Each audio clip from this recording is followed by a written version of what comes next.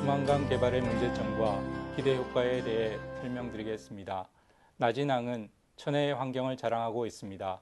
해삼, 멍게, 조개 등 해산물이 풍부하고 물개가 사는 섬은 어업이 금지되는 등 보호되고 있습니다. 다음으로 두만강 환경 문제에 대해서 얘기를 나누겠습니다. 제가 두만강을 방문했던 2006년 9월에 두만강 강변에서 빨래하거나 그릇을 씻는 북한 아가씨를 종종 볼 수 있었습니다. 올해 지난 7월 백두산 가는 길에 북한에서 중국으로 철광석을 운반하는 트럭들의 행렬을 볼 수 있었습니다. 유행가 가사처럼 두만강 푸른 물이 더 이상 아니고 북한 무산에서 철광석 채취로 인해 5급 해수인 오염된 강물이 바다로 흘러가고 있었습니다. UNDP가 두만강 프로젝트에서 주창했듯이 환경 보존에 대해 공동 대처가 절실히 요구됩니다. 다음으로 기대 효과로 러시아의 협력을 들 수 있습니다. 북한 나진항은 한반도 종단철도 TKR, 시베리아 횡단철도 TSR, 만주 횡단철도 TMR 등이 만나는 지역에 위치한 부동항입니다. 러시아 정부는 중국의 두만강 개발 추진의 기회를 이용해 장기간 침체되어 온 극동 지역의 경제 발전을 추진하려고 합니다. 2008년 4월 4일 북한과 러시아는 나진 핫산 55km간의 철도 현대화 사업과 나진항 컨테이너 터미널 건설에 대한 합의서를 체결했습니다. 10월 4일에는 나선시에서 나진 핫산 간 철도 현대화 및 나진항 재건 사업 착공식을 거행했습니다. 현재 러시아 철도공들이 나선시에 입주해 철도 재건 사업을 진행하고 있습니다. 훈춘에서 바로 나진항을 통하면 훈춘, 대련, 부산, 니가타 운송 루트가 10여일 단축됩니다. 나진항이 중국의 동해 출구에 자리 잡으면서 훈춘이 중요한 거점이 되고 있습니다.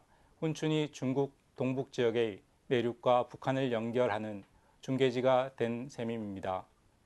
두만강 지역의 국제 운송 통로는 주로 중북 국제운송통로, 중러 국제운송통로, 중몽 국제운송통로, 환동해 국제해상항로입니다. 두만강 지역의 개발은 동북아시아의 지역의 천연자원을 동아시아, 미국, 유럽 시장으로 공급하는 체계를 구축할 것입니다.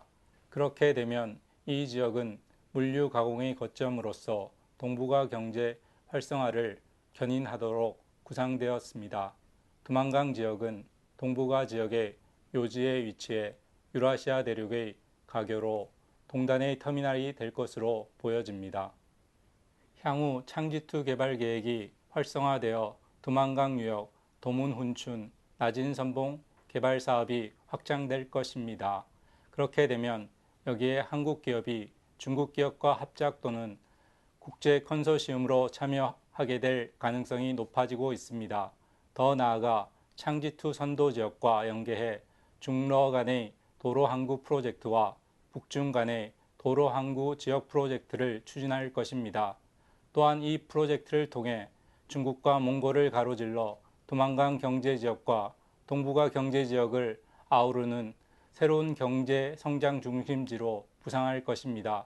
북중러 삼국의 초국경 광역 경제권 형성과 중국 중심의 환동해권 물류망이 출현할 것입니다.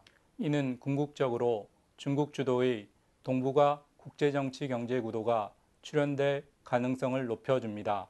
한편 한국의 지경학적 위상이 약화됨을 의미합니다. 다른 한편으로는 동북아 물류 거점 확보, 북한을 개혁 개방으로 유도, 통일 한반도의 전략 거점 마련 차원에서 이 지역을 출입하는 조선족이나 한중러 동반 합작 진출을 모색하는 것이 현실적 대안이 될 것입니다. 지금까지 경청해 주셔서 감사합니다.